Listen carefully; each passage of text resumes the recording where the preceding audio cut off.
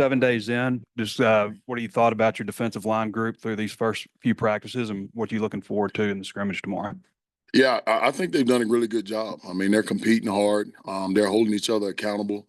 The expectations in the room are high. And even with the guys that are coming back, I mean, they're really putting a lot of pressure on the young guys to learn things and kind of develop and come along. So it's been good. And tomorrow, I'm just, I want to sit back and let them play, see where we are, see what we have to do. We've got a lot of work to do, but I want to see where we are at this point tomorrow. And I think, like I said, they've done a great job up to this point, though.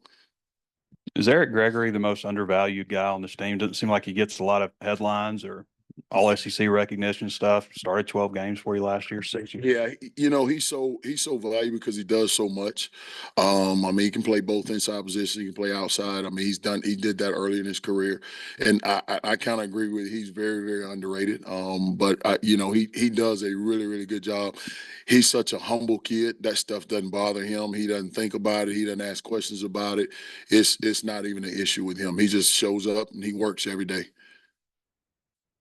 Coach, two kids I wanted to ask you about Quincy Rhodes and Kiwi Rhodes.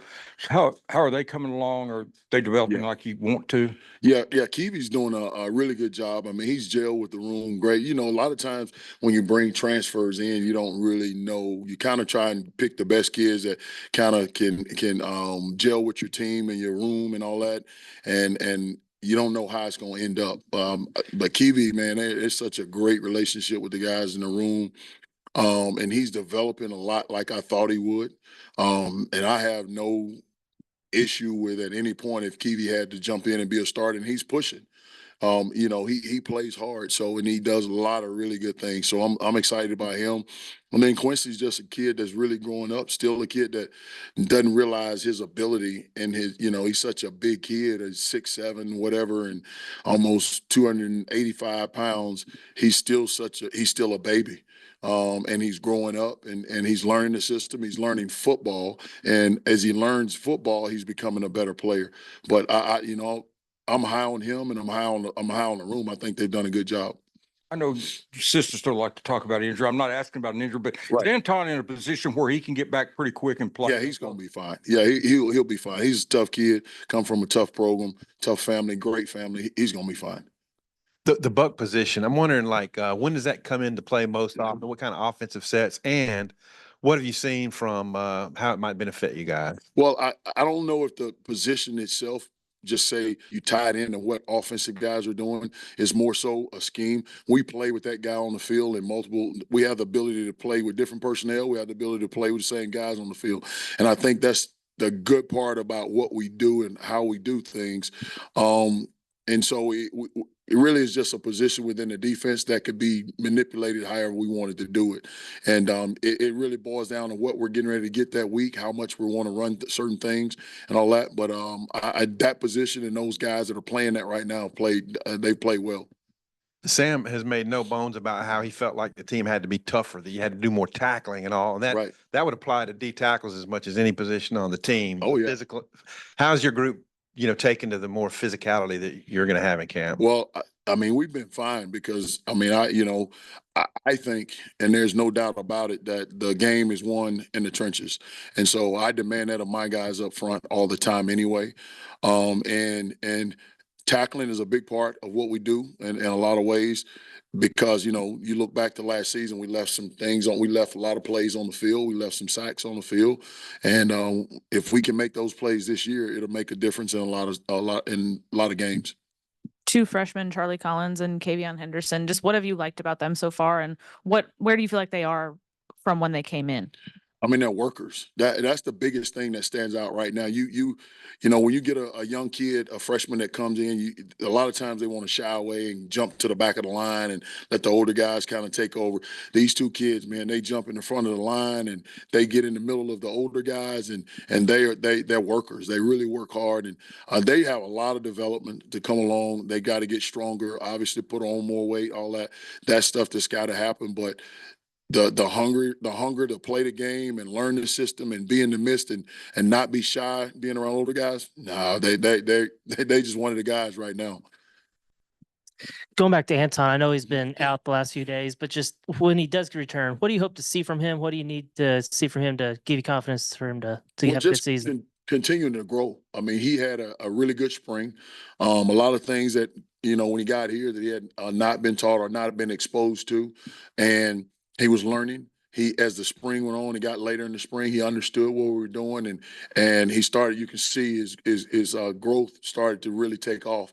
And I think we really want to get back to that point, continue to grow, because he'll be a big part of our success.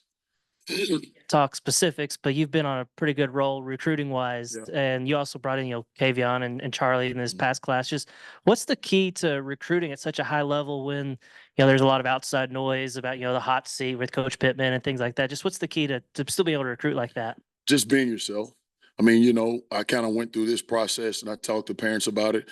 I went through this process with my own son, and just I sat in rooms where I listened to coaches talk to my own kid, and I'm like, oh no, that's not real right there. And it's about being real and being honest with the kids, and being honest in the whole situation. We understand what we are as a program. We understand what we have to do. So nothing any other university tell a kid is they won't tell them anything that I haven't already told them. And so just being straight up with them and being honest and tell them where we are, and being somewhere, being who the parents will want to drop their kid off with. And it's just been fun. It's been a great group of kids. Getting back to Eric for a minute, Mhm. how big was it to get him back for 6th year? And 6-year guys are getting a little more common, but it's almost unheard of that a guy stays at one school for 6 years. What do you think about him being here all that time and just as a 6th-year guy? It's been great. I love having him back. I want him back, and it's kind of a joke in the room. When Coach Pitt might bring it up when he first got here and things like that. He asked guys to raise their hand who was here when we first got here and all that, and he might be one of maybe 2 or 3 that's in the room that it was actually here when he first got here. So I mean, but Eric is such a mature kid, and he's very, very quiet. Doesn't say a whole lot. He just works, and so it's great to have him back. You say he's underrated, and I agree. What is it? What is it he does specifically that makes him so valuable to you guys? Everything. I mean, he brings a lot of maturity to the room. When there's time to open his mouth and take control of the room, he does that. Understanding every position up front, he knows that. He plays at a high level, plays physical. I mean, he just everything that he brings to the table has been great for us in our room. What are some of the strengths of Nico's game? Like, is he a guy that, third and long, he can be a part of that pass rush group that's kind of maybe you get 3-4 defensive ends there on the field? Well, Nico's played well. Nico got here. Nico and I were coming in at the same time. And at that time, Nico walked in and he was a great player, been around a really good program. And then, I think he thought that he was just going to kind of fall into the mold of things, realized he had to work at it. Didn't play as much his first year, played a little bit more last year. The light came on this spring, and he's playing at a high level right now. So I'm really pleased with where he is, and he does a lot of good things for us. He plays physical, and he's playing fast right now. Landon spoke a lot at SEC Media Days about needing to be more consistent. He had the Alabama game, but he wants to translate that. How specifically as a coach can you kind of get that out of him? Is there anything that he can do better to have that performance across the entire season? Or just requiring him to do all the little things. He's such a hard worker. When you turn the film on, you just see how hard he plays and how physical he plays, but being consistent in all the little things that comes with being a defensive lineman. He's such a great player. He studies a lot. He knows a lot. He's very smart, understands the game, but the little things of taking the right steps and being in the right place at the right time, putting your eyes or transitioning your eyes to where they're supposed to be, and all the little things I think will elevate his game to another level. What's like the minimum number of defensive tackles you'd like to have like ready to go, and can Danny Saili, can he get in that rotation? Your impressions on him too? Well, I don't know if there's a certain number because I'm gonna play who's ready to play. I think it's really hard in this league to ask a guy out to go out and play 60, 70 snaps a game at the level you want them to play. We have a room full of guys right now. I say a room full of guys. We have a good number of guys, probably 5 guys right now that we feel comfortable with. Danny's got a lot of growing still to do. You know, he transferred in from another university, but he was only there with them a semester, so it wasn't like he really got into the college mode because he was just coming out of junior college at that point. So he's still got a lot of growing to do, and he's doing a good job. And you know, we just expect him to continue to get better. Is he in that five, or were you talking about Caleb Well, maybe? I mean, he's in the mix of all of them, and I say five right now, but it could be any, because my philosophy is this: you know, if you make us better when you're on the field, you're gonna play. I don't care if you're a senior, I don't care if you're a freshman. That's the way I talk about the room. And you talk about the freshmen; yeah, they both gained some good weight in the offseason and stuff. But are they physically ready? At least not ready, but where you want them. But like to go out and help you guys, like be in the. Well, it's still early. Yeah, it's still early right now. You don't really know. I mean, I know they're getting better daily. So, and I know playing in this conference is tough. And so, I mean, we're only in practice, what, 6? I'm already lost track of days, but we're only in practice 6. So still got a long way to go. We'll see. They're getting better though. You know, Cam's the guy that really seemed to come on strong. Cam Ball really seemed to come on strong last year. He's a 4th-year guy, I think. What have you seen from him? Kind of what are your expectations for this year? Well, the same as Landon. He's playing at a high level right now. He really played well this spring. He did a great job this spring. He understands what to do. He's understanding leverage and all different type of things up front. So I'm really expecting him to take the next step and become a guy that's dependable every play. Last year he played a lot and he played well, but he could have, there's things where he could have done and have been a lot better. And Cam and I talk about this all the time. So he will be a really good player for us. And I'm excited about him. Like I said, just like I am about the room. What kind of things specifically can he do better? Is it just more about being consistent or? Well, playing with better pad level, which he's gotten better at that. Understand leverage on when I can counter, when I can do certain things against pass rush, and then even just keeping my eyes in the right spot. And we talk about that a lot in our room because that has a big part of who you become and how physical you are and being able to take chances when you can. And he's still big, but he's maybe not quite as big. But you know, it seemed like when he got in last year, he did a pretty good job. You know, against those offensive linemen, I'm sure they didn't enjoy it too much. Yeah.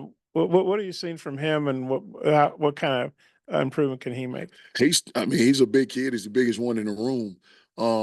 You know, but he's still a baby in the sense, just like Quincy Rose. There's a lot of growth that needs to be had, and he's getting better every day.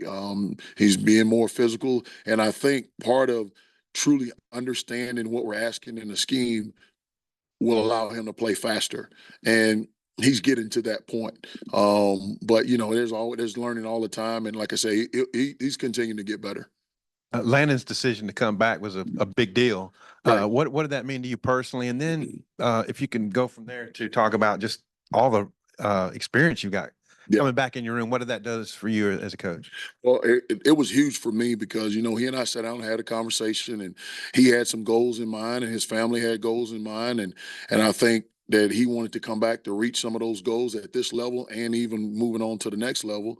And, you know, he's such a really good kid, and you know, I say a kid, a young man, and you know, he's married and all that, and so, you know, he's done a really good job. So I'm expecting a lot from him, and it meant a lot to me for him to come back, and so he just knows he has things he want to get done, and that was a big part of it.